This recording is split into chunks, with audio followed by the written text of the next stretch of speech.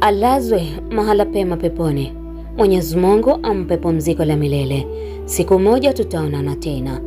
Haya ni baadhi ya maneno ambayo yamekuwa yanaandikwa sana hivi sasa mitandaoni, yakiambatanishwa na picha zake, yakipostiwa zaidi na wasanii wenzake wa Injili, familia, ndugu na jamaa, kufuatia kifo kilichowagusa wengi cha mwimbaji huyu wa nyimbo za Injili, huku wengine wakijiuliza, kwani kifo ni nini? Tukifa tunaenda wapi? Ni kweli tutawahi kuonana tena? Na hapa ndipo linapokuja lile neno zito linalosema kifo ni fumbo pekee ambalo mpaka sasa hakuna aliyeweza kulifumbua, kwani hakuna aliyewahi kufa akarudi. Hakikisha unabonyeza maneno subscribe kisha alama ya kengele.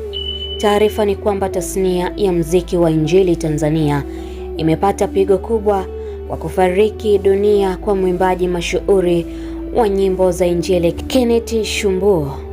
Kwa wale wasiomjua, Kenneth Shumbuo ni msanii kijana na maarufu zaidi toka kule kwenye kanda ya kaskazini, yaani Arusha na Moshi. Albamu na nyimbo za Shumbuo zinasikika kwenye matamasha makubwa ya Injili Kenya, Rwanda na hapa Tanzania. Amekuwa mashuhuri zaidi kwa kuwaandikia wasanii wakubwa nyimbo zinazohiti, akitajwa Rose Muhando, Angel Bernard, Christina Shusho, Messi Masika na wengine. Pia amewahi kufanya nyimbo na Bella Kombo, huku nyingine akimshirikisha Paul Clement.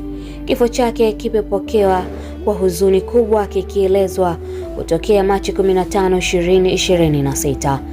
Taarifa za kifo hicho zimetolewa na viongozi wa kanisa pamoja na wadau wa muziki wa Injili waliokuwa wakifanya kazi kwa karibu naye katika huduma ya kumtukuza Mungu kupitia nyimbo mbalimbali za kiroho.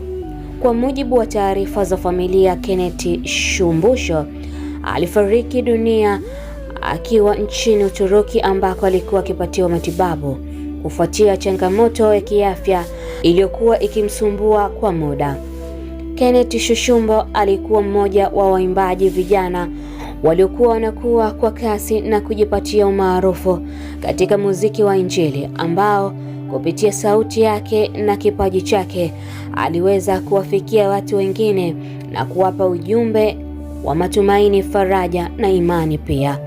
Viongozi wa Zion City Church jijini Arusha wameeleza kuwa marehemu alikuwa mtu mwenye kujituma katika huduma ya kanisa, akishiriki katika shughuli mbalimbali za kiroho na za kijamii. Taarifa zaidi kuhusu maziko yake zitatolewa na familia.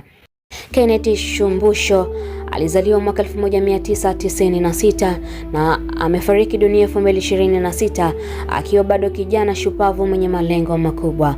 Sisi tunasema Mwenyezi Mungu ampumzishe pema peponi. Na wewe unaweza kuandika maneno yako hapa ya kumtakia mwisho mwema.